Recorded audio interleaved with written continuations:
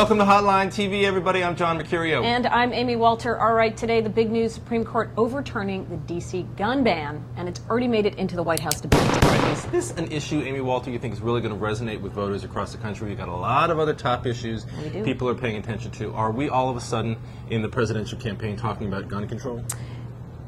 I do not think we're going to suddenly be talking about gun control, but I did find it fascinating to see how quickly many Democrats, especially, latched onto this decision, praising it. Senators, red state Democrats, some even some in the not so reddish of states. Russ Feingold in Wisconsin got a lot of hunters up in Wisconsin. Sure. So you're going to see, I think, a whole bunch of candidates and incumbents who are Democrats who sit in, marginal states or marginal districts who do not want to be tagged as culturally out of step. Right. Coming out and trying to diffuse this. And it was interesting, we talked about this earlier too. You and I did, not with you guys. Sometimes we talk by ourselves. Barack Obama's statement, did you not find that fascinating? I thought the whole play of the state of play of John McCain and Barack Obama this morning in their response to this the court ruling was fascinating. You had John McCain, came right out of the gates. Within an hour of the ruling, he had issued a 3 or 4 paragraph statement praising the decision, highlighting the fact that he was one of the 55 senators who signed on to the amicus brief with Kay Bailey Hutchison, and attacking directly Barack Obama by name as an elitist, bringing up the rural voters are bitter and cling to guns comment, and really taking a very aggressive stance.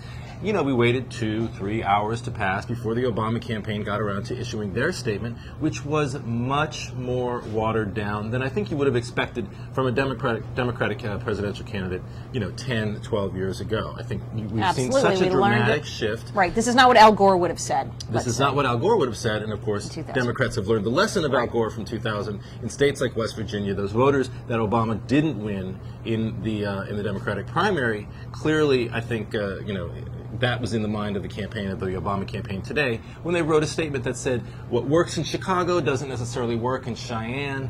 Can't we all just get along? Aren't we glad this got all cleared up? Now, if you're a House candidate, you are doing based on that statement, right? Because now you do not have to go out there and worry about those ads linking you to Barack Obama's statements. But it also brought up, and Republicans are sure to bring this up again, the past statements Obama has made, both on this issue as well as did he sign his name or didn't he to the questionnaire, back when was that? So long ago when he was in Illinois running for the Senate, that he, was it the state Senate, right? So, that he favored a ban on handguns. So, we're going to come back to this issue about, is he changing his positions? Does he try to moderate? Is he just being a typical politician when it comes right down to it? You don't even have to go back that far. You only have to go back to one of the presidential debates, the Democratic debates that was held, I think, in Washington and Virginia, one of the D.C. suburbs, right before the February 12th primaries, Maryland, D.C., and Virginia. Leon Harris from WJLA asked him if he thought the D.C. gun ban was constitutional. He said yes.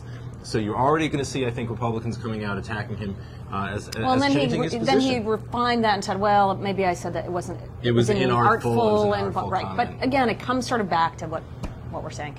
What are we saying? Well, I don't know what we're saying, but that he's trying to find this spot on the issue where he's not going to get anybody upset. And meanwhile, what it's done is shown that he's sort of been over here, now he's kind of over there, maybe moving into the middle.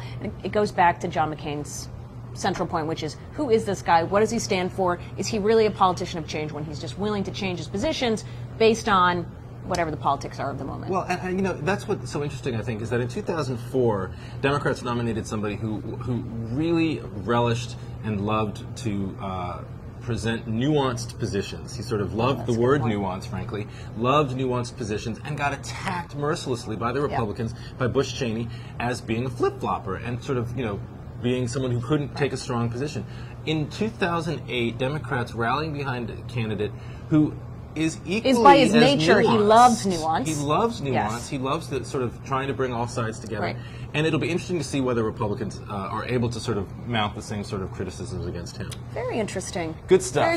Very good point. All right.